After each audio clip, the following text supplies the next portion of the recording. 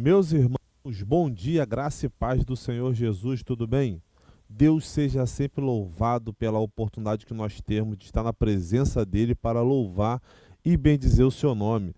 Eu sou o pastor Marlon Moisés e falo aqui da Assembleia de Deus IEVAD, na Avenida Itaoca, 1701.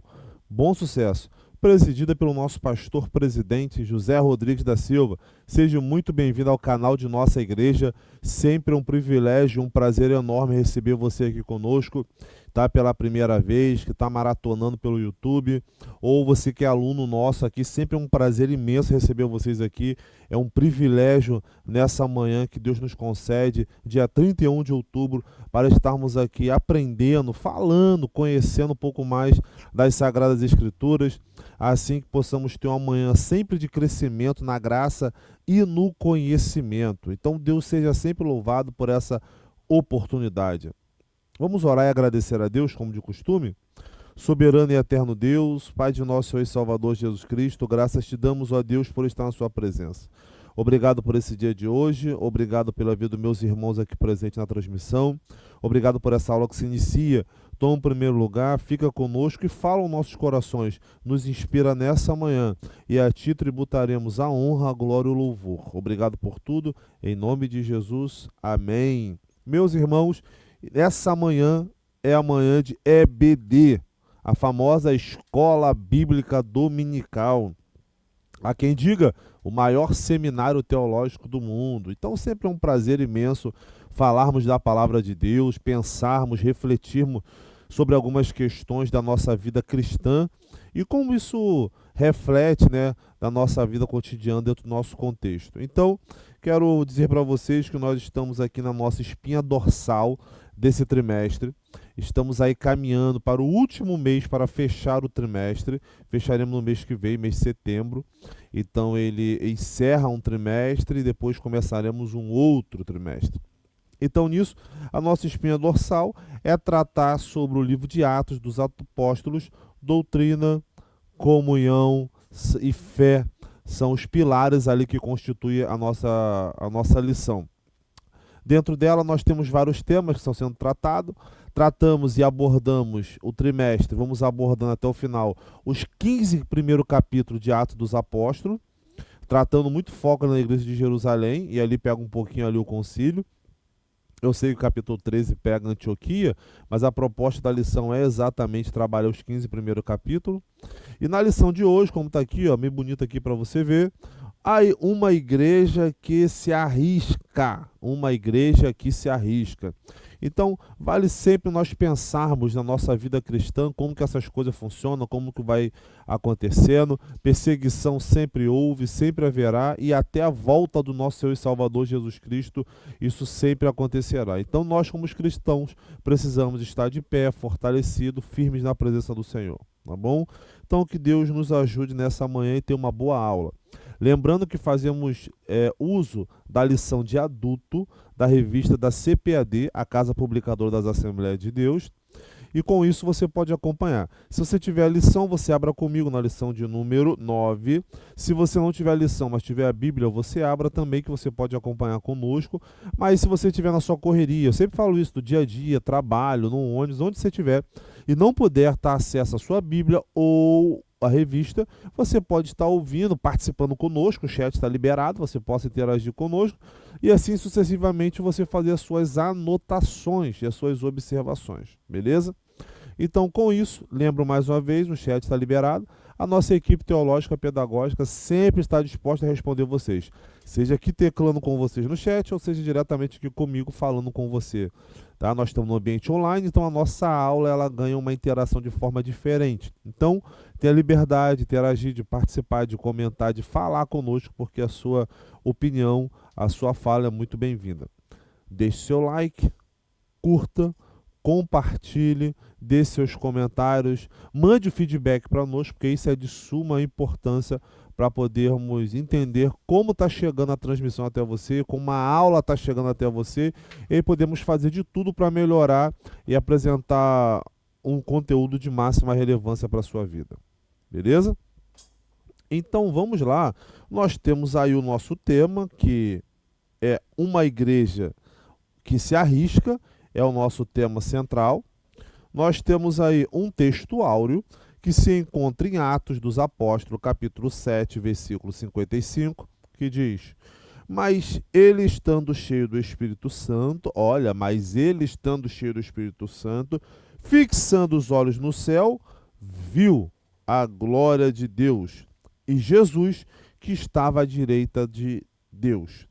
Temos aqui muita informação nesse texto, muita informação, mas eu queria linkar tudo isso já com a proposta que nós viemos falando. Então perceba que alguém cheio do Espírito Santo está olhando para onde? Para o céu. Lembra que algumas aulas passadas nós comentamos que para onde os seus olhos estiverem virados, ali o seu corpo se inclina? E nessa observação falamos do texto de Hebreus, capítulo 12, versículo 2, que diz: olhando para Jesus, autor e consumador da minha fé, da nossa fé. Lembra disso? Então, se você lembra disso, esse texto áureo te faz sentido. Que o que me faz perder o foco, o alvo, o que me faz deixar de olhar para Jesus? Uma vida vazia. Eu sei, você já está pensando, meu Deus do céu, já viu o pastor Marlon começando a aula, agitando a gente dessa forma? Sim, eu já começo agitando você para que você possa entender isso. Que o que faz um cristão perder o foco, perder o alvo, é viver uma vida vazia. Então, enquanto buscarmos pela presença de Deus, nos enchermos da sua presença, nos enchermos da sua unção, continuaremos olhando firme para Jesus, autor e consumador da nossa fé. Tá bom? Então, estando ele cheio do Espírito Santo, fixando os olhos no céu. A resposta disso é: viu a glória de Deus e Jesus que estava sentado à direita de Deus. Então, qual é a resposta de alguém cheio que mantém os olhos firmados em Cristo? É ver a glória, é olhar para a eternidade, é contemplar uma vida pós-morte, é enxergar que não encerra nada aqui. Morreu aqui, segue-se o juízo. O corpo desce, o espírito volta para Deus e a alma vai aguardar o julgamento. Tá bom? Então, a importância de nós vivermos uma vida cheia do Espírito Santo é entendermos que enquanto estivermos cheios, manteremos os nossos olhos bem firmes, alicerçados, apontados para o Cordeiro de Deus. E o prêmio de estar olhando para Cristo é enxergar um soberano Senhor e Rei que está sentado no trono, e isso causa em mim esperança para que eu possa perseverar e continuar caminhando. Tá bom? Vamos lá? Verdade prática: a igreja foi capacitada por Deus para enfrentar um mundo que é hostil à sua fé e valores. Então a igreja foi capacitada por Deus para que possa enfrentar, dar resposta à sua fé, enfrentar o mundo e toda a sua hostilidade, valorizando a sua fé e os seus valores. Isso só é possível porque Deus a capacitou. Então, não é mérito humano, não é meritocracia, mas é a capacitação que vem do alto. Tá bom? Então vamos lá. Temos uma leitura bíblica em classe. Na verdade, nós temos duas leituras bíblicas em classe. A primeira se encontra em Atos dos Apóstolos, capítulo 6, versículo do 8 ao 15, e depois o capítulo 7, versículo 54 ao 60, tá bom? Então vamos ler para poder você entender e contextualizar. Então, a nossa primeira leitura é essa aí, ó, Atos 6, versículo 8 ao 15, tá bom? E Estevão, cheio de fé e de poder, fazia prodígios e grandes sinais entre o povo. E já começa o texto brilhante, né? E levantando-se alguns, eram da sinagoga, chamados dos libertos e dos sirineus, e dos alexandrinos e dos que eram da Cilícia e da Ásia, e disputavam com Estevão. E não podiam resistir à sabedoria e ao espírito com que ele falava. Então subornaram alguns homens para que dissessem: ouvimos-lhes proferir palavras de blasfêmia contra Moisés e contra Deus. e excitando o povo, os anciões e os escribas, e investindo contra ele, o arrebataram e levaram ao concílio. Apresentaram falsas testemunhas que diziam: este homem não cessa de proferir palavras de blasfêmia contra este santo lugar e a lei. Porque nós lhe ouvimos dizer que esse Jesus Nazareno há de destruir este lugar e mudar os costumes que Moisés nos deu. Ó, você já percebe que eles já estão distorcendo toda a verdade. Então, todos os que estavam assentados no conselho, fixando os olhos nele, viram o seu rosto como o rosto de um anjo. Eita, coisa boa! Atos dos Apóstolos, capítulo 7, versículos 54 ao 60. E ouvindo eles isto, enfureceram-se em seu coração e rangeu os dentes contra ele. Mas ele, estando cheio do Espírito Santo, fixando os olhos do céu, viu a glória de Deus e Jesus que estava à direita de Deus, o texto que nós lemos.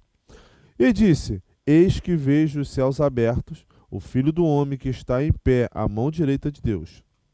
Mas eles gritaram com grande voz, taparam os ouvidos e arremeteram unânimes contra ele. E expulsando da cidade, o apedrejaram. E a testemunha dispuseram as suas vestes aos pés de um jovem chamado Saulo.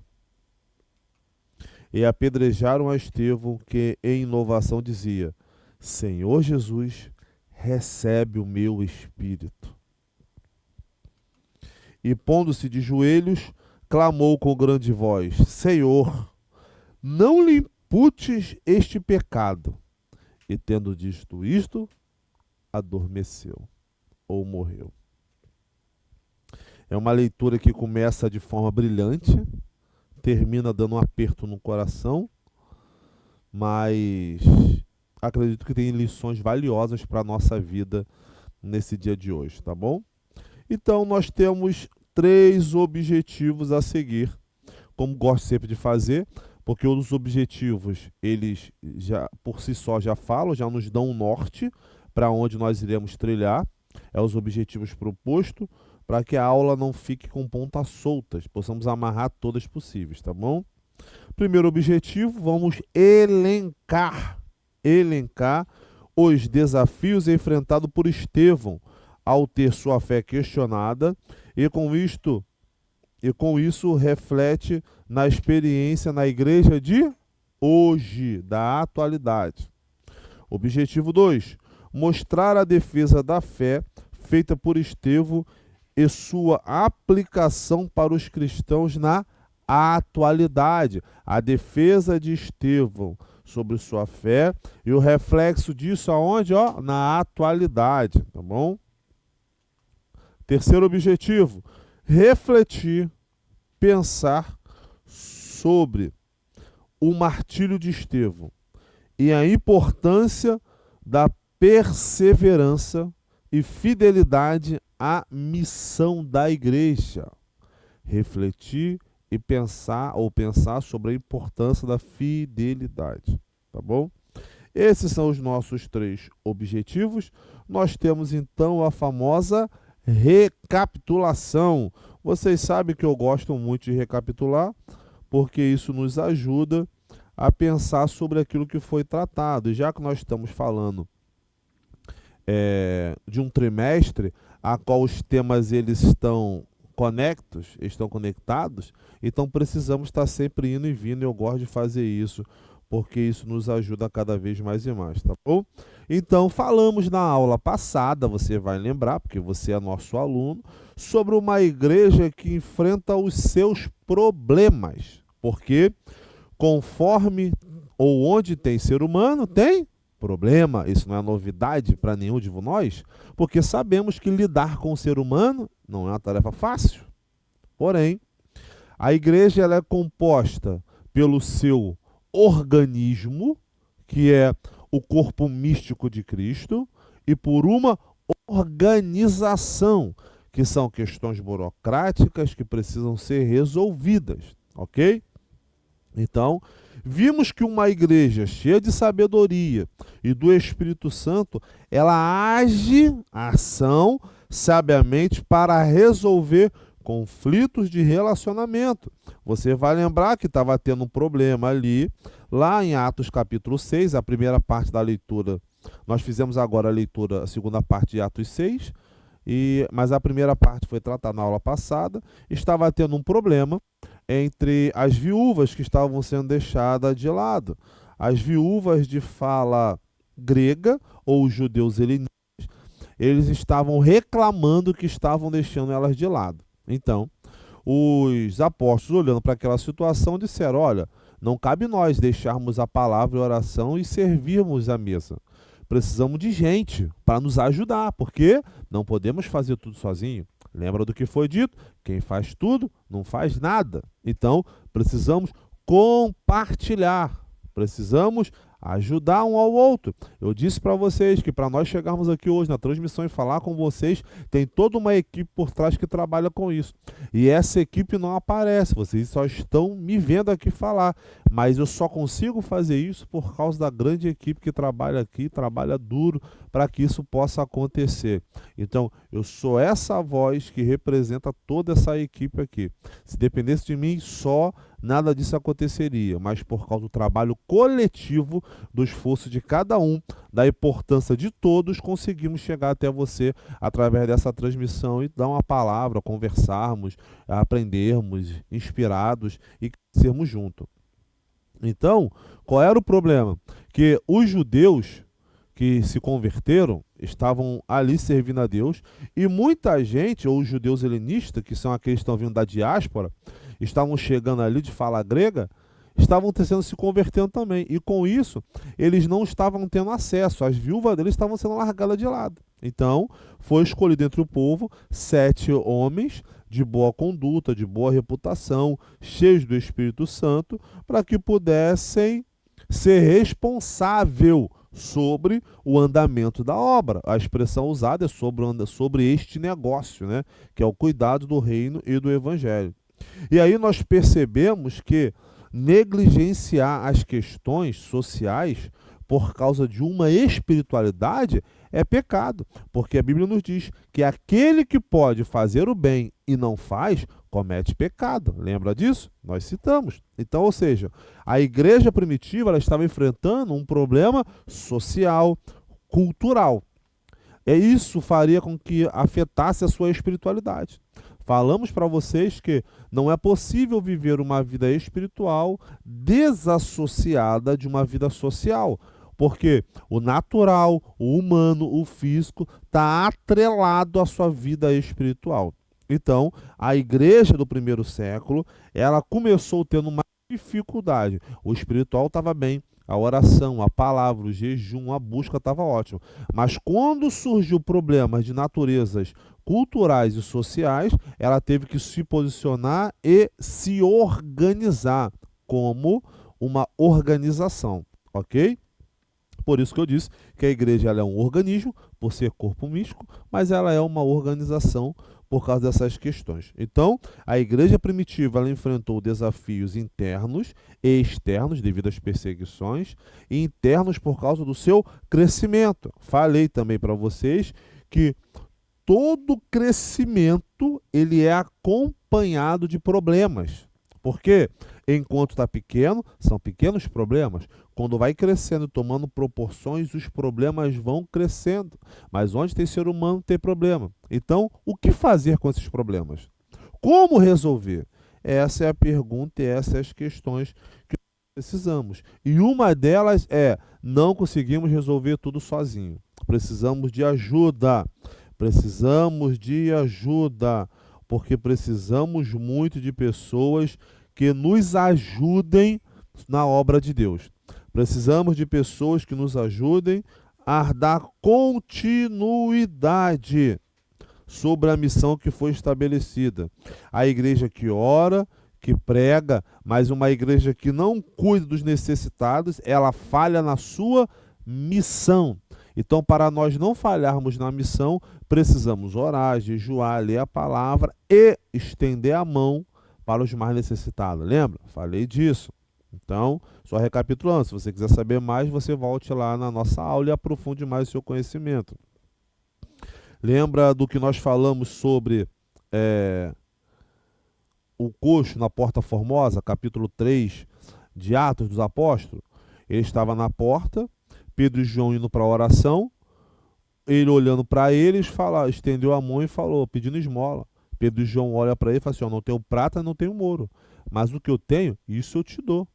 Em nome de Jesus, levanta e anda.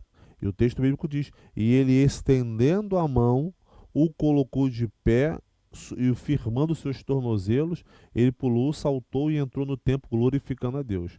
Evangelho não é só palavras, mas é uma palavra em ação, uma palavra em movimento. Não é só discurso, mas é as nossas ações. Isso é evangelho. Então, ter isso em mente, olhar para essas questões, nos faz entender que precisamos, antes de qualquer coisa, ser pessoas de caráter, cheias do Espírito Santo e ter sabedoria para lidar com esses problemas. Beleza? Essa é a nossa recapitulação bem básica, só para introduzirmos aqui a nossa aula para os novos alunos ou para quem já está acostumado, tá bom? E aqui nós entraremos, ou como eu brinco com vocês, né, dizendo que é como se fosse uma pré-introdução, né? A revisão acaba sendo uma pré-introdução da aula. Então, chegamos ou entramos aqui na nossa introdução, que é muito importante, que diz, quando lemos esse texto, qual texto? Atos capítulo 6, versículo 1 ao 7. Logo, percebemos que estamos diante de uma pessoa extraordinária, de grande fé, cheia do Espírito Santo e de sabedoria. Estevão é um modelo para todo cristão e, sem dúvida, serve de modelo para a igreja do Senhor. Estevão é um modelo para todo cristão, para mim, para você, para nós, e serve de modelo para também a igreja. Estevão, ou melhor, a perseguição a Estevão e, consequentemente, seu martírio, morte, tá bom? Marcam um momento decisivo na história da igreja cristã, quando a igreja sai para fora dos muros de Jerusalém para alcançar o mundo. Então, nós temos que pensar que esse grande exemplo, essa grande referência que é Estevão, homem de caráter, cheio do Espírito Santo e de sabedoria, a partir dele, por causa da perseguição que está crescendo, tamanha, política e religiosa, a igreja se dispersa, a igreja sai. É como se fosse um estopim. O que é um estopim? Aquilo que você acende para explodir o pavio. Então, esse estopim que é marcado pelo martírio de Estevão, porque Estevão é o primeiro mártir que morre pela causa do Evangelho. Se vocês lembrarem, aulas passadas, Atos dos Apóstolos, capítulo 1, versículo número 8, Jesus disse, vocês serão minhas testemunhas. Jerusalém, Samaria, Judeia, até os confins da terra. Falamos que testemunha no grego é martírio, morte. Então Jesus estava dizendo que as testemunhas deles morreriam por uma causa. A prova da fidelidade de um cristão, ela está atrelada a você viver para morrer por causa de uma causa. Só pode morrer por uma causa quem consegue viver por ela. Não adianta, irmão, você dizer que morre pelo Evangelho se você não vive o Evangelho. O reflexo da tua vivência do Evangelho, o reflexo disso é o fato de você morrer por essa causa. Eu sei que isso é pesado. E já disse para vocês que no dia de hoje o pessoal gosta muito de romantizar as coisas e tratam essas questões como muito romântica, com muito poetizada, sabe? Então, assim, precisamos entender que evangelho é uma causa. E essa causa precisa ser vivida, que possivelmente pode te levar à morte. Morte é essa que pode ser de várias maneiras. Pode ser através de uma perseguição ou pela doença, algo do tipo. Só que dentro disso nós temos que saber que o que aconteceu comigo, estou disposto a chegar às últimas consequências por causa da causa que eu acredito. Então, Estevão é esse modelo para a nossa vida, para a nossa meditação, para a nossa reflexão. Tá bom? E com isso nós temos uma palavrinha-chave aí que está logo na cara, que é martírio, morte. É bem possível, irmão, quase impossível pensar em Estevão e tem muitas outras coisas que a gente pode usar. Sabedoria, caráter, prudência, boa fala, boa... Podemos falar tanta coisa.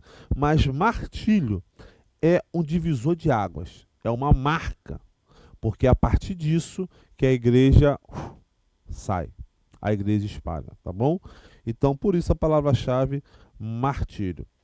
Temos aqui a nossa estrutura de aula de hoje, tá bom? E vamos aprofundar um pouco mais essas questões. Primeira estrutura de aula, ela diz Estevão e a igreja que tem sua fé contestada. Ela está baseada em 4 pilares: aprendendo com Estevão, a fé sobre ataque, a disputa com Estevão e a falsa narrativa, tá bom? E aí vamos tentar burilar, pensar, refletir sobre essas questões. Com Estevão, lá em Atos capítulo 6 e o capítulo número 7, nós aprendemos o quê? Que a fé cristã, ela sempre será questionada. Por que isso? Porque Estevão morre por não negligenciar sua fé, pela sua fidelidade aos ensinamentos que ele teve de Cristo Jesus. Então, a nossa fé sempre será questionada. Não é à toa que a primeira carta do apóstolo Pedro diz que nós devemos estar sempre prontos a responder sobre questões concernentes à nossa fé. Então, seja no trabalho, na escola, onde eu moro, qualquer lugar eu posso ser questionado ou confrontado sobre questões a qual eu acredito, eu professo a minha fé, pois a Bíblia é o meu manual de regra, fé e prática. Manual. O que é manual? É feito para seguir. É uma regra, é uma régua de medir, ela tem um parâmetro, tá bom? Meu manual de regra, de fé, a minha crença e a forma que eu professo, que eu manifesto, que eu exerço essa crença, tá bom? Porque o evangelho não é só palavras, mas é ação, tá bom? Então, a fé desse homem é colocada à prova sem um espaço de indecisão. Então, ou seja, no contexto de Estevão, ele é colocado à prova, já de repente, se ele negando, isso conduziria a uma morte. Ele se mantendo fiel ali, isso também gerou uma morte. Só qual é a diferença ali? Ele resolve morrer sendo fiel e não sendo alguém que tem vergonha do evangelho ou alguém que está instável na fé.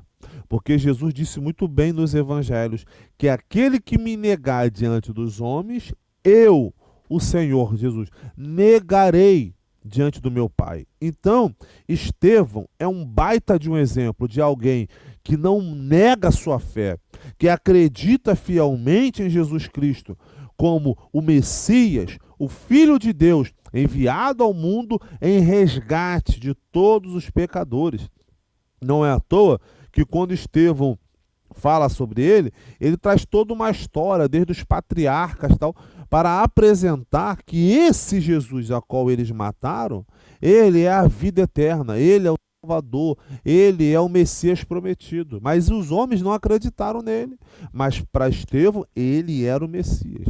E isso vai mexer comigo e deve mexer contigo no seguinte: se começarem a te confrontar perguntando, esse Jesus a quem você acredita, que você segue, que você diz que é filho de Deus, ele realmente é o Messias? Ele realmente é o Filho de Deus? Ele é Deus ou é homem? Ou ele é homem ou ele é Deus? Como pode isso acontecer? São questões que devem ser pensadas e você deve saber sobre isso. E para isso, uma boa importância de ter uma boa formação teológica, bons ensinos teológicos, se você possível fazer um seminário para aprofundar o conhecimento, ser frequente na escola dominical, culto de ensino, ler bons livros, fazer boas anotações, isso ajuda a amadurecer, a estruturar, a fortalecer a sua fé, a sua crença, para que quando isso acontecer, você possa saber responder à altura.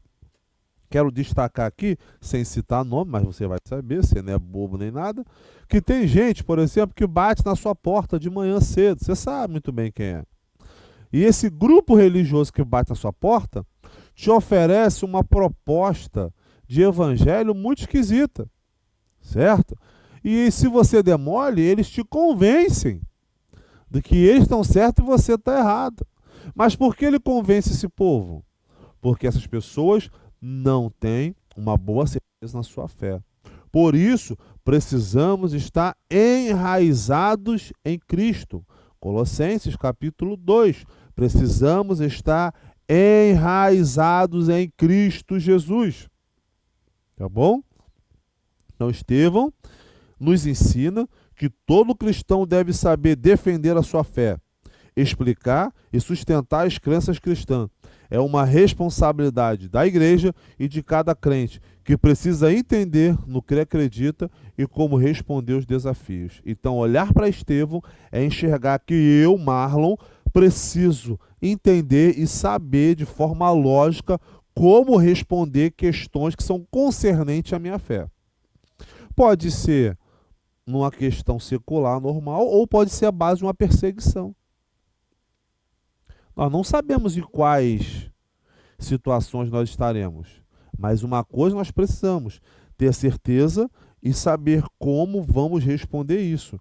Não basta apenas defender a fé, é preciso estar preparado para até mesmo enfrentar perseguições, porque a resposta que você der, a resposta que eu der, ela pode estar apontando futuramente para uma perseguição. E a perseguição em vários âmbitos, tá? Pode ser religiosa, pode ser política, pode ser secular, onde você mora, enfim, em vários lugares. Então, tanto cristãos quanto a igreja, e aqui de forma geral, devem estar dispostos a permanecer firme no Senhor, mesmo que se isso signifique perder a liberdade ou até a própria vida. Então, essa é a questão, que a resposta da nossa fé pode incluir uma perda de liberdade. Paulo está lá aos Filipenses, capítulo número 1, 2, lá, fica mais fácil para você situar. Paulo está preso em Roma, e preso ele está dando palavras de ânimo para quem está fora. Então, o camarada que foi tirada a sua liberdade por causa da sua fé em Cristo. E ele disse, olha Filipenses, aquele que começou a boa obra, capítulo 1, versículo 6, é fiel para terminar até o dia de Cristo Jesus. Então, ele tem consciência que ser fiel a Cristo levou ele à cadeia, levou à prisão, mas isso não mexe na sua estrutura. E isso aqui, irmão, isso aqui é lindo. Por quê? O que faz Paulo estar preso, o que faz Estevão ir à morte, o que faz Pedro ser crucificado de cabeça para baixo, o que faz Tiago ser degolado, o que faz ser João ser lançado na ilha de Patmos, o que faz Daniel parar numa cova de leões, o que faz os seus amigos pararem numa fornalha de fogo ardente, o que faz isso? O que mexe num cristão a encarar tudo isso e permanecer confiante? Eu digo para vocês que isso é uma fé cristológica. O que é uma fé cristológica? É que tudo que está acontecendo no seu modo externo não mexe em quem você é no interno. Paulo disse Filipenses, posso passar fome, posso ter tudo, posso ter roupa, posso não ter nada, posso passar dificuldade, como posso estar em abundância. Em todos esses momentos, eu passo todas as coisas porque Cristo me fortalece. E isso é uma fé cristológica. Ela não depende do momento, ela não depende da circunstância, ela não depende do meu local. É o que faz Paulo e Silas adorar estando no cárcere. E ou se olhar estando preso, fala assim, cara, vamos desistir disso aqui. Não, perto da meia-noite eles resolvem orar e adorar. E o que acontece? Imagina, estão presos, estão chicoteados, estão algemados, for humilhado, mas isso não tira o seu sentimento. Qual? Seu sentimento cristológico. Que Cristo está acima de tudo e a recompensa de servir a Ele é muito melhor. Podemos passar necessidade, tribulações aqui nesse mundo, porém isso não apaga a nossa esperança eterna.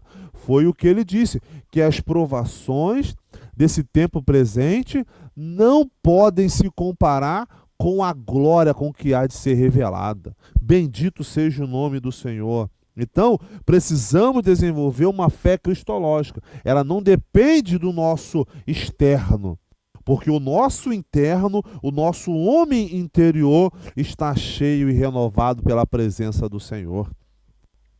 Um grupo de judeus que vivia fora de Israel, chamado helenista, como eu disse para vocês, se levantou contra ele. Esses judeus faziam parte lá da diáspora, como eu falei, ou seja, são pessoas que estavam espalhadas por várias religiões e estavam ali agora nos territórios de Israel.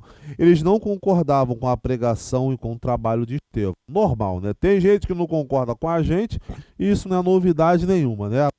Se levantar em oposição, aí é demais, né? Mas, infelizmente, isso acontece. Você não concordar com a minha fala? Ok, tranquilo, isso é normal. Isso mostra o que você pensa. Agora, se levantar em oposição para me destruir, isso é diabólico. Então, esses homens se levantaram contra para destruir Estevão. Tá bom? A fé cristã, ela sempre será alvo e sempre vai ser alvo de objetos, de ataques, e se a igreja é verdadeiramente cristã, sempre haverá em algum momento uns levantes contra ela. Então, presta atenção, a fé sempre será um alvo.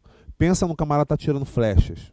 Tem lá o alvo, correto? Ele pega a flecha, estica e dispara para acertar o alvo. Assim é a igreja. A igreja é aquele alvo, porque ela reflete Cristo. Por isso uma igreja cristã, que ela reflete Cristo na sua fala, no seu gesto, nas suas ações, no seu comportamento. Então, se ela reflete Cristo, ela é flechada pelo adversário, ela é flechada pela oposição, pela perseguição, ela é jogada à prova.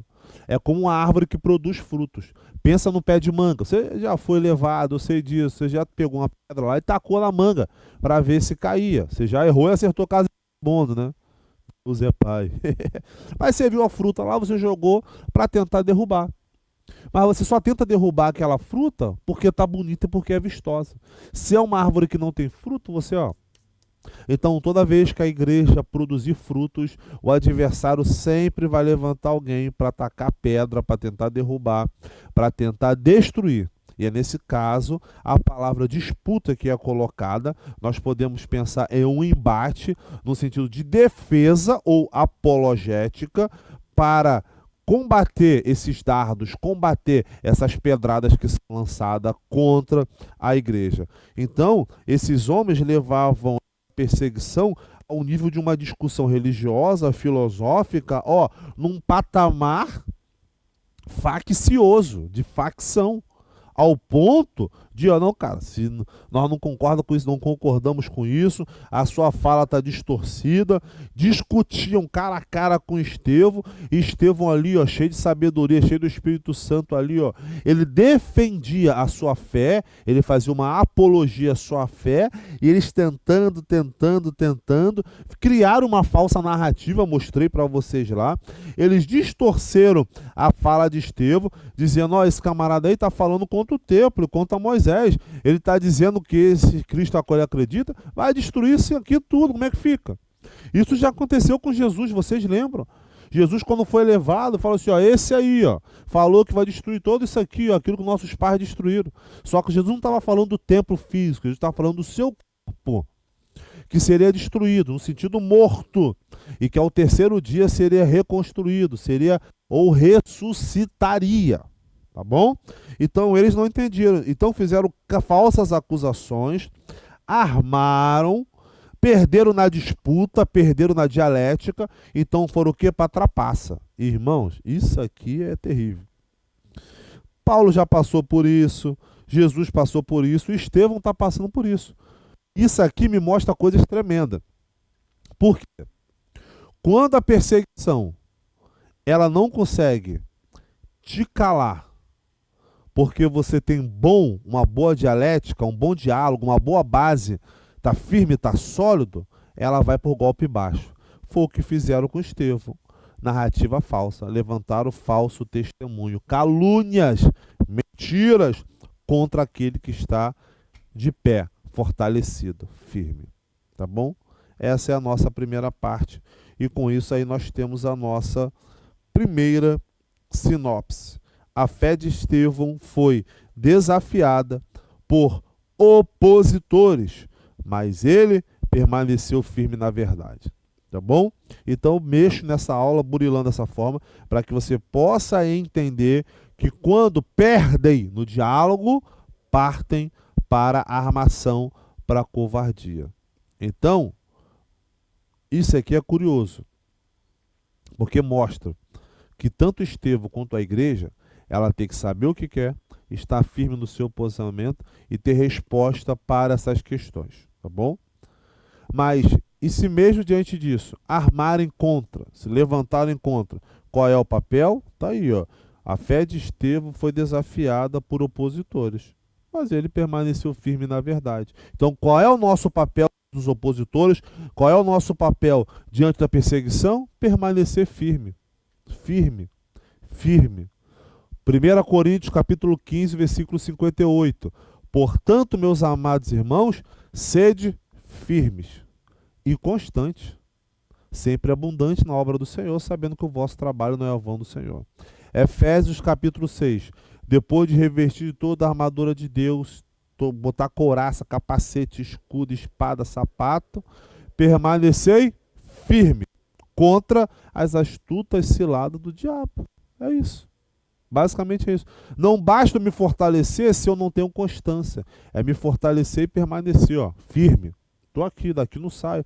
Meu posicionamento como cristão é isso. A palavra de Deus é meu manual de regra, fé e prática. Não abro mão dos meus princípios, não quebro meus princípios, porque se eu quebro meus princípios, sou quebrado por ele. Tá bom? Segunda parte. Estevão e a igreja que defende sua fé. Deus na história do seu povo e corações endurecidos. Estevão, ele é conhecido, repito, para ficar bem grafado na tua mente, como o primeiro mártir, porque ele é aquele que defende a sua fé cristã no período da igreja. Então, a igreja que se inicia, me permita dizer assim, ela tem o seu iniciático ali em Atos 1, tá bom? Pensando, claro, deixa eu abrir um parênteses aqui para ficar mais claro para vocês. Se eu pensar igreja, tá bom? De forma ampla, teologicamente, nós temos um vasto pensamento sobre isso, não dá tempo de abarcar. Então, estou falando de igreja de Jerusalém que se inicia ali a partir de Pentecostes, tá bom? Então, é sobre esse momento de igreja. Mas eu sei que o conceito de igreja, se for tratado assim, ele é muito mais amplo. Mas eu estou partindo aqui de Atos dos Apóstolos. Temos várias igrejas em Atos dos Apóstolos. Tem duas que ganham destaque, que é de Jerusalém e Antioquia. Então, nesse caso, eu estou me referindo à igreja de Jerusalém, tá bom? Deixa eu fechar o parênteses para poder me calçar nas palavras. Então, na igreja nascedora ali de Atos 2, ou Atos 1, a partir da promessa, Atos 2, esse nascimento, ou essa veemência da igreja ali, Estevão é o primeiro a morrer. Então, por isso que ele é o primeiro mártir que morre por causa da sua fé cristã em compromisso com Deus, com o reino e com a igreja. Não igreja, instituição. Igreja, reino. Percebe a diferença? Estevão morre pela causa. Causa essa, evangelho. Evangelho esse coloca em um corpo místico. Corpo místico esse que é a igreja. Ele morre por causa da igreja, corpo místico de Cristo. Não por uma instituição. Instituição, questões burocráticas. Instituição, igreja A, B, C, D, E. E por aí vai. Igreja, corpo de Cristo. Isso precisa estar bem separado. Por quê? Volto a dizer, se nós pensarmos em igreja, como nós falamos hoje, por exemplo, vou ali na igreja tal, você está se referindo ao templo. certo? Você vai numa igreja X que está em tal lugar, você vai numa igreja Y que está em tal lugar. A nomenclatura é usada ali, tá bom? No sentido aqui de organização. Então, nós entendemos que um templo X, ele tem lá a igreja tal, tal, tal, tá bom? A igreja tal, tal, tal. Então, isso nós entendemos mesmo usando a nomenclatura de igreja. Só que esse termo igreja também ele é usado para compor o organismo vivo. Então, Estevão morre por causa do organismo vivo, por causa do corpo de Cristo, tá bom? Essa é a questão de Estevão. Ele é o primeiro mártir a morrer por causa da causa do evangelho ali no período da igreja. Todos eles vieram na esperança da vinda do Messias, que mesmo sendo tão esperado, acabou sendo rejeitado. O discurso de Estevão lá no capítulo 7, ele está ligado a isso, que todo mundo aguardava, esperava o Messias. Mas quando o Messias veio, todos eles rejeitaram. Eles mataram o príncipe da vida. Então, a defesa de Estevão, ao falar, ao explicar, ao defender a sua fé, ele apontava para Cristo. Então, a defesa de Estevão era uma defesa cristológica ou cristocêntrica. Cristo estava no centro. Então, se Cristo estava no centro da vida de Estevão, Cristo também estava no centro da pregação de Estevão. E se Cristo estava no centro, automaticamente a sua mensagem era apontar para ele. Então, ele aponta e diz que esse príncipe da vida, a esperança que todos nós aguardavam, estava nele. Então, vocês mataram a esperança. Irmão, isso é forte, irmão. Isso é forte. Isso aqui é como se Estevão estivesse dizendo para eles, olha, ouvimos dos nossos antepassados. Quando nós tivemos a oportunidade de conhecê-los, vocês jogaram fora. Vocês preferiram matar. Irmão, isso aqui foi duro. Não é à toa que o texto diz que eles, não querendo ouvir o que o Estevão falava, eles rangiam os dentes e tapavam os ouvidos, porque eles não queriam ouvir. Eles estavam ali endemoniados. Rangeu os dentes, parecendo um animal feroz, e tampando seus ouvidos. Paulo disse para Timóteo que nos últimos dias teriam tempos trabalhosos, a qual homens serão amantes de si mesmos, avarentos, presunçosos, querendo mais doutrinas de homens, dando ouvido a espíritos de demônio, e largando, deixando, abandonando a fé no Filho de Deus. Então, o que aconteceu com Estevão aqui, acontece na atualidade. As pessoas hoje não querem mais ouvir o Evangelho. O Evangelho. Mas por que eu frisei isso? Porque existe evangelhos. S no final. Ué, pastor, não entendi. Existe o Evangelho deixado pelo nosso Senhor Jesus, singular, só existe um evangelho.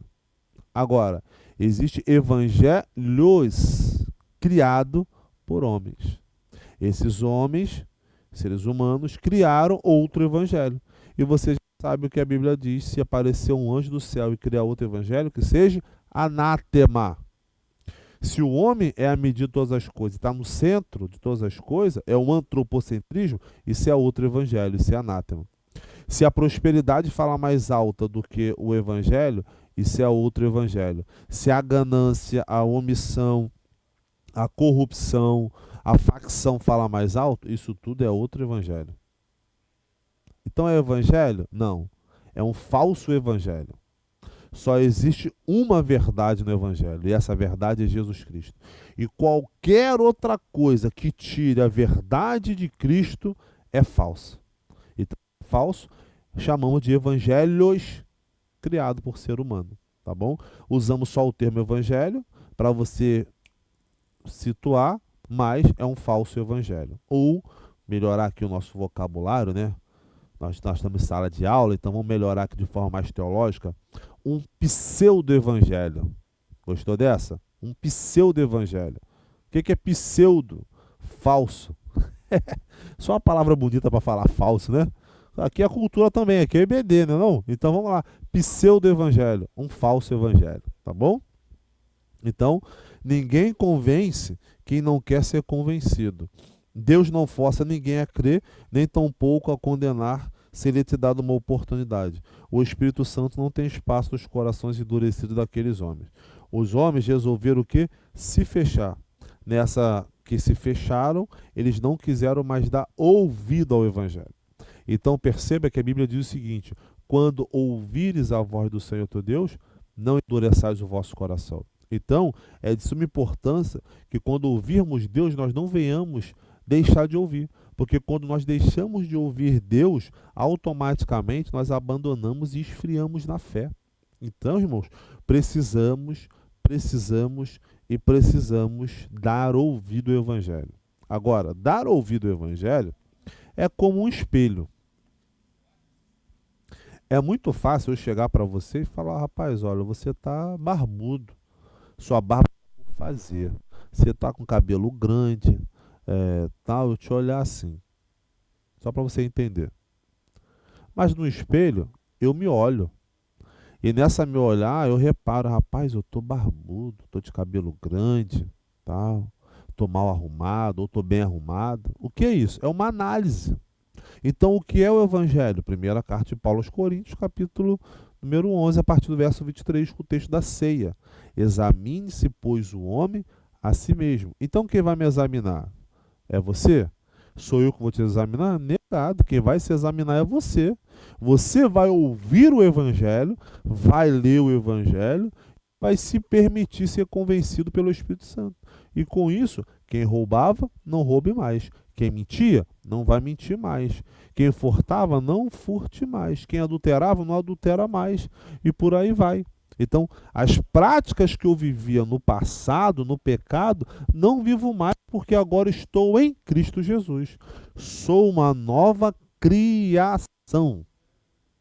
Então, se é uma nova criação, novos hábitos, nova postura, nova forma de falar, nova forma de viver. Agora, se eu não permito ser moldado, modelado, se eu não permito que o Evangelho me mude, eu sou um sepulcaiado.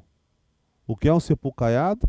Bonito por fora, mas morto por dentro. É o chamado de hipócrita. Mas, se você achar hipócrita uma palavra pesada, embora Jesus usou muitas vezes, você pode pegar o sepulcaiado, tá bonitão por fora, tá cumprindo toda a regra, toda a liturgia, tá cumprindo toda a religiosidade, mas está mortinho por dentro.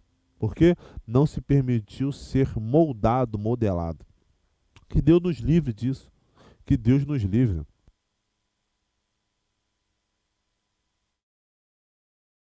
Que Deus nos livre disso. E que possamos nos permitir ser moldado. Então aprendemos com Estevão que precisamos ter resposta e dar resposta sobre a nossa fé. E aprendemos também que quando nós não damos ouvido ao Evangelho, podemos parecer com aqueles homens, tampar os ouvidos, ranger os dentes e com isso cometermos terríveis enganos. Com isso até matando alguns inocentes. Nosso terceiro ponto, ou a nossa sinopse número 2, Estevão defendeu o Evangelho com sabedoria, coragem, mesmo diante a perseguição. Chegamos aqui então à nossa terceira estrutura, já caminhando aí para o final da nossa aula. Estevão e o martírio da igreja, contemplando a vitória na cruz e perdoando o agressor. Irmão, isso aqui, ó, é brilhante. Isso aqui é brilhante, tá bom? Isso aqui é algo para mim assim, como diz um pastor amigo meu, fenomenológico. É fenomenal. Isso aqui é fenomenológico. Por quê? As duas palavras, ela já coloca para mim oposição, quando eu leio de cara. Vitória na cruz e perdoando o agressor. Oh, peraí, que vitória na cruz é essa? Se a vitória na cruz é na morte. Como é que é uma vitória na morte e eu tenho que perdoar o agressor? Percebe? Mas isso é evangelho. Isso aqui é evangelho. Por isso que eu disse, se você não se permitir ser mudado, você vive qualquer outra coisa, menos o evangelho. Tá certo? Então, uma igreja que contempla o Cristo glorificado, ele não nega a sua fé, pois ela contempla a sua vitória na cruz. Lembra do texto que nós lemos? Que ele cheio do Espírito Santo, sendo apedrejado, ele olhando aos céus, ele cheio, olhando para os céus, sendo apedrejado, ele viu os céus abertos e viu Deus assentado e o Filho do Homem à sua direita. Então isso faz entender que uma igreja que contempla, que pensa, que olha para Cristo, manter os seus olhos fixos em Cristo e a sua fé contempla a sua vitória na cruz. Então, por que vitória na cruz?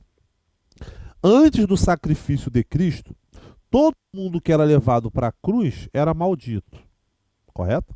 Não é à toa que ele se fez maldito por nós, ele se fez pecadores por nós. Só que até a morte de Cristo, tudo isso era verdade.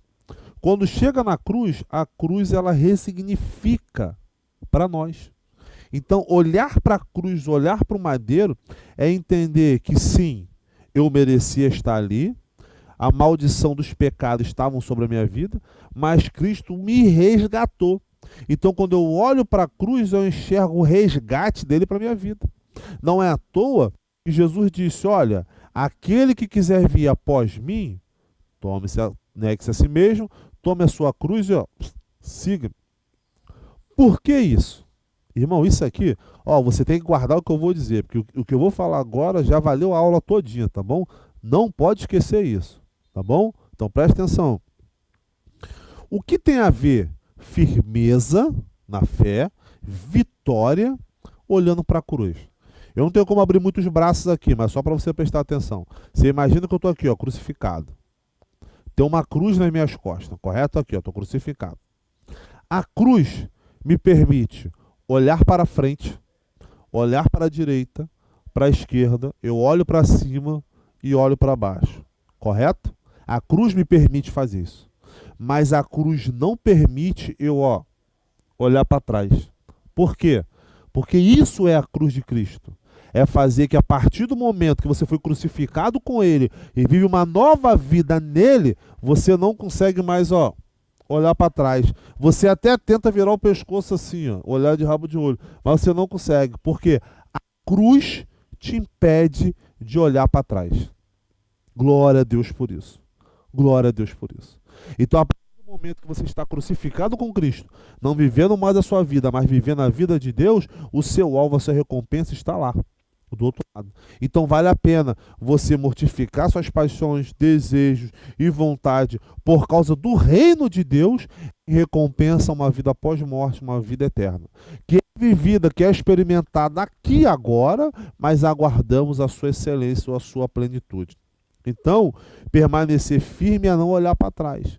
Carregar minha cruz é não olhar para trás. Seguir a Jesus é não olhar para trás. Novamente, Colossenses capítulo número 2. Antes de Paulo falar para eles ficarem enraizados, primeiro Paulo fala, olha, fiquem no caminho, perseverem no caminho, não saia do caminho. Não saia de Cristo, não saia da presença dele. E como que eu faço isso, Paulo? Se enraizando, buscando intimidade, buscando compromisso, buscando comunhão, buscando relacionamento. Tá bom? Uma igreja que mantém seus olhos no Cristo glorificado não tem nada a temer. Então, é olhar para a cruz, olhar para Cristo, meu olhar fixo, mesmo diante da morte, como diz o hino, prefiro ser fiel. Se você fizer uma pesquisa aí no Google e procurar a janela 10x40, as igrejas perseguidas que estão ali no Oriente Médio, em alguns locais, você vai perceber que estão sendo mortos, mas não abrem mão da fé. E eu acho isso brilhante. Por que isso? Isso é uma fé cristológica, que mesmo diante da morte, eu morro pela causa do Evangelho. Nada rouba a minha esperança. Qual é a esperança? A parousia, a volta de Cristo, a qual eu estarei com Ele e Ele estará comigo eternamente. Glória a Deus, bendito seja o nome do Senhor. Então, podemos já começar a pensar nisso, que a partir do momento que você está em Cristo, está com uma cruz sobre as suas costas, você não pode mais olhar para trás. Não pode mais olhar para trás. Tá bom? E nisso ela dá um grande exemplo desse não olhar para trás. O que Estevão faz aqui é o mesmo que Jesus, que é brilhante. O texto bíblico diz: Estevão, lá para morrer, ele olha para os céus e diz: Senhor, não lhe impute estes pecados. Capítulo 7, versículo 60. E aqui nós vemos um cristão que não teme a morte, porque contempla a coroa da vida eterna e que perdoa aqueles que lhe fazem mal. Vamos chegar na conclusão agora. Mas isso aqui é brilhante, irmãos. Isso aqui é fascinante.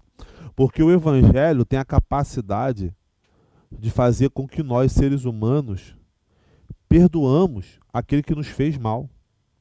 Mas isso não é uma obrigação. Que é isso, pastor? É o entendimento. Se você entende que você precisa de perdão, automaticamente você perdoa. Se você entende que precisa de amor, você automaticamente dá amor. Porque a esse que muito amou, muito lhe foi perdoado.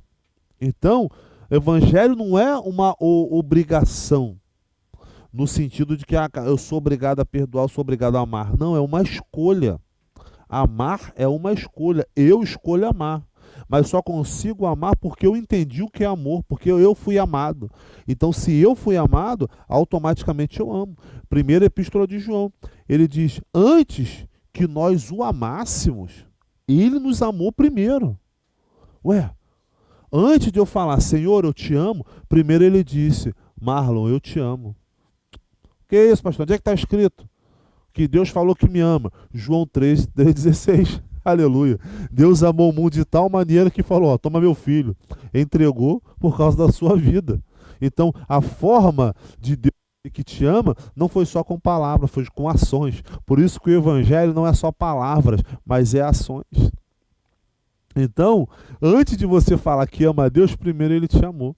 E você entendendo esse amor, você reflete ele. Então, quando você entende que você precisou do perdão, você perdoa, você abençoa, você libera essa pessoa dessa culpa. E você se libera desse peso, dessa doença chamada falta de perdão. Isso tudo é por causa do poder cósmico da cruz, do poder que emana da cruz para nossas vidas. Mudança, transformação de caráter. Amém? Maravilha. Terceira sinopse, para entrarmos na conclusão. A fidelidade de Estevão a Cristo o levou à morte, ao martírio, tornando um exemplo de perseverança na fé. Então, a morte dele nos deu um grande exemplo, que possamos sair daqui dessa manhã pensando e refletindo, porque eu preciso dar o exemplo que eu aprendi. Qual é o exemplo que você aprendeu? Ou quais são os exemplos que você está aprendendo? Fale comigo, fala conosco, reflita, pense sobre isso, tá bom? Deus te abençoe poderosamente. Chegamos aqui na conclusão da nossa aula e temos algumas observações aqui. Primeira observação a ser feita: Estevão, um dos 7 escolhidos para o trabalho social da primeira igreja, representa o modelo de uma igreja verdadeiramente bíblica. Então, se eu esse exemplo aqui a partir de Estevão e consigo reproduzir isso, estou reproduzindo um evangelho sadio, bíblico, cristão. Tá bom? Qualificado, cheio de fé e do Espírito Santo, não teme se posicionar diante de um mundo e de uma cultura contrária. Estevão não tem medo de falar: isso é pecado, eu não compartilho. Isso é contra Deus, eu não compartilho. Estevão não tem medo. Estevão não é aquele cara que fica em cima do muro. Estevão não é aquele cara que fica lá e pecar. Estevão sabe o que quer, fala o que fala, a verdade do evangelho, e não troca, não muda para agradar A, B e C. A mesma característica de João o Batizador. Não teme o sofrimento e nem mesmo a morte na defesa daquilo que acredite e prega. Não teme. É o modelo de uma igreja que, em vez de ficar no seu conforto, vai até as últimas consequências, arriscando-se pelo Senhor. Então preste atenção, ele não teme o sofrimento, nem mesmo a morte, mas ele vai até o fim daquilo que ele acredita. Ele é apologista, ele defende a sua fé até o final. E uma igreja que segue esse modelo, ela não fica na sua zona de conforto, mas vai até o final, até as últimas consequências, mas não abre mão. Irmãos, estão querendo calar a igreja, estão querendo amordaçar a igreja. A igreja, ela tem um dono. Guarda o que eu estou dizendo, a igreja tem um dono. E esse dono é o Senhor. Quem briga por ela, quem fala por ela, quem age por ela é o Senhor. Ele que é o dono da igreja. O nosso papel é se posicionar firme de acordo com o dono da igreja. A igreja não precisa de ninguém brigando por ela, porque ela tem um general. E esse general é o Senhor. Não é bancada, não é deputado, não é político, não é pastor, não é líder, não. Esquece. Nenhum ser humano é capaz de brigar pela igreja. Ele briga por seus próprios interesses. Agora, o general de guerra, ele sim luta pela igreja, porque ele deu a sua vida por ela. Então, a igreja tem um dono. Qual é o seu papel? Seja mais crente, seja mais firme, viva mais o evangelho e deixe o dono da igreja trabalhar a favor dela em meio às perseguições. Que Deus abençoe a sua vida. Chegamos ao final da nossa aula. Que você possa ter um domingo abençoado na presença do Senhor, que você possa ter um domingo tranquilo. Logo, logo teremos o nosso culto pela manhã às 10h30, você é nosso convidado, está conosco. E à noite às 18h30, culto de celebração. Venha, traga sua família, sua casa, seus amigos, colegas, venham todos cultuar a Deus conosco. Será uma noite maravilhosa, uma noite fenomenal da parte do Senhor para as nossas vidas. Deus te abençoe, tenha um ótimo domingo. Não deixe de curtir, comentar, compartilhar, deixar o seu like. Nos ajude se você gostou da aula, se foi proveitoso para a sua vida. Obrigado pela sua participação, obrigado pela confiança mais uma vez. Que Deus te abençoe poderosamente, tá bom? Estamos sempre aqui para aprender um com os outros. Deus te abençoe. Em nome de Jesus. Não esqueça, nosso endereço, Avenida Itaoca, 1701. Bom sucesso, tá bom? Assembleia de Deus na Itaoca, a IEVAD. Vamos orar e agradecer a Deus? Soberano e eterno Deus, Pai de nosso Senhor e Salvador Jesus Cristo, graças te damos, ó Deus, pela tua palavra. Obrigado pelo exemplo, pelo modelo que o Senhor nos deu. Obrigado por extrair, meu Pai, valores para o reino, para a nossa vida. Muito obrigado. Quero te agradecer pela vida de cada um aqui, ouvinte, nossos alunos, que o Senhor abençoe a vida deles poderosamente. Continue falando nos nossos corações, continue nos chamando à responsabilidade e continue nos ajudando, nos ensinando a levar a cruz e não olharmos para trás. Nos dê um domingo abençoado em tua presença, para a glória do teu nome. Muito obrigado por tudo, em nome de Jesus. Amém. Deus te abençoe, fique com Deus, fique na paz do Senhor.